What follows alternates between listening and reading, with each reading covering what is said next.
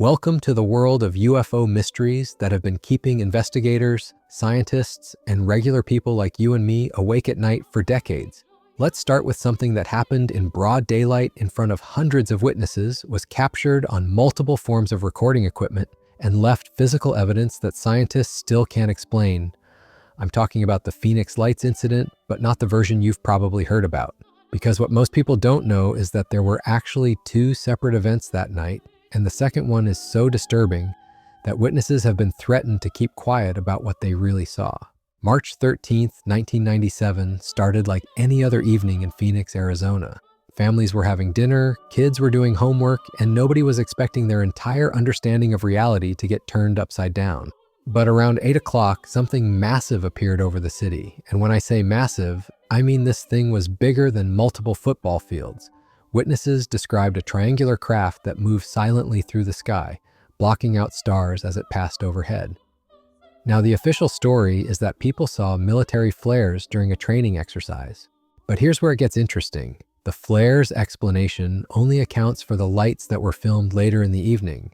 The massive triangular craft that thousands of people saw earlier, that's the part that officials refused to discuss. And the witnesses who got the clearest look at this thing, they describe details that will make your skin crawl. One witness, a former air traffic controller who knows aircraft inside and out, said the craft was so large that it took several minutes to pass completely overhead. But what disturbed him most wasn't the size. It was the fact that the craft seemed to be observing the city below, moving slowly and deliberately as if it was conducting some kind of systematic survey. He noticed that the craft would hover over certain areas longer than others, particularly near military installations and population centers. But the Phoenix Lights case gets even stranger when you look at what happened in the weeks following the incident. Multiple witnesses reported being visited by men in dark suits who claimed to be from various government agencies. These visitors allegedly confiscated photographs, video footage, and even threatened some witnesses to keep quiet about what they had seen. One photographer who captured clear images of the craft said his film was seized by officials who claimed it was a matter of national security. Here's what makes this case truly unexplainable. The craft displayed technology that we still can't replicate today, over 25 years later.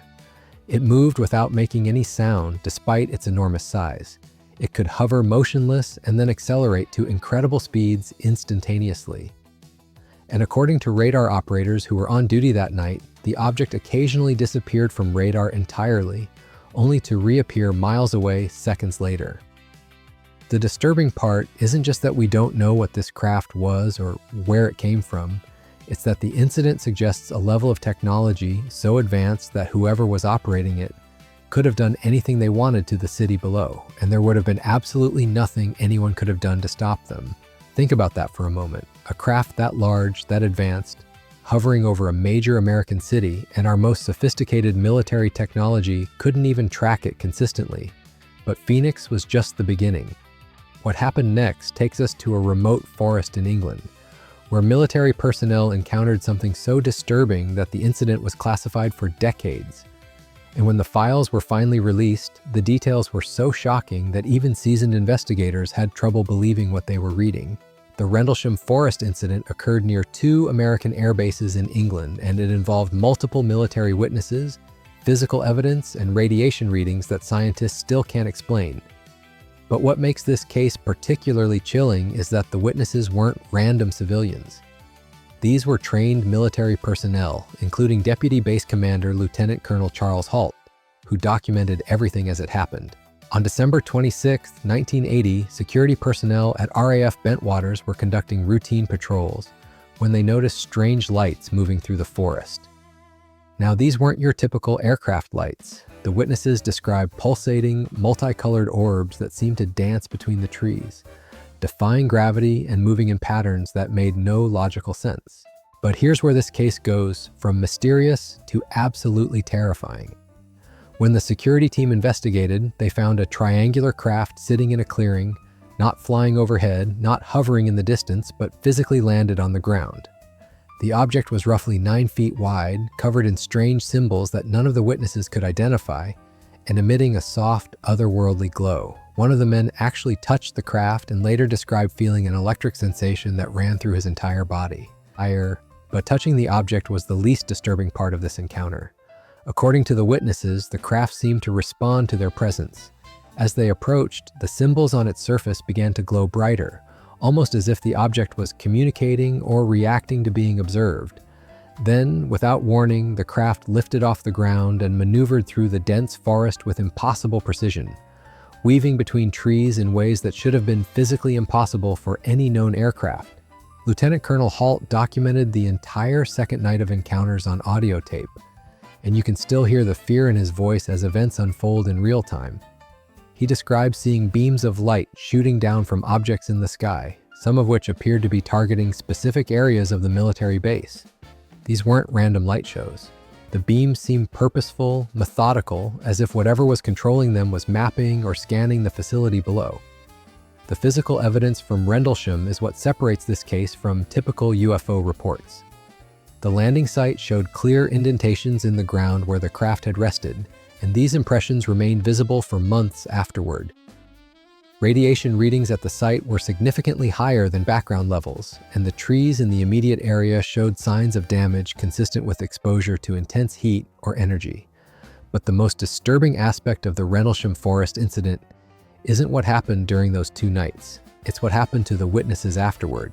Several of the military personnel involved reported experiencing recurring nightmares, unexplained medical issues, and what can only be described as missing time episodes. Some claim to have memories of being taken aboard the craft, though these recollections were fragmented and often surfaced years later through hypnotic regression. The official response to Rendlesham was swift and decisive. The witnesses were debriefed, their reports were classified, and they were ordered never to discuss the incident publicly. For decades, the case remained buried in government files, dismissed as a hoax or misidentification. But when the documents were finally declassified, they revealed something shocking.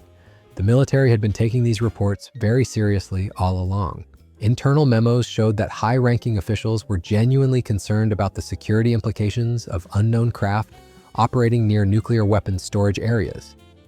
Because here's what most people don't know about Rendlesham. Both RAF Bentwaters and the nearby RAF Woodbridge were storing nuclear weapons at the time of the incident. Whatever was flying around that forest had chosen to make contact at one of the most sensitive military locations in Europe. This brings us to a pattern that becomes clear when you examine multiple UFO cases. These objects seem particularly interested in military installations, especially those involving nuclear technology. It's not random, it's systematic, and it suggests a level of intelligence gathering that should terrify anyone who understands the implications.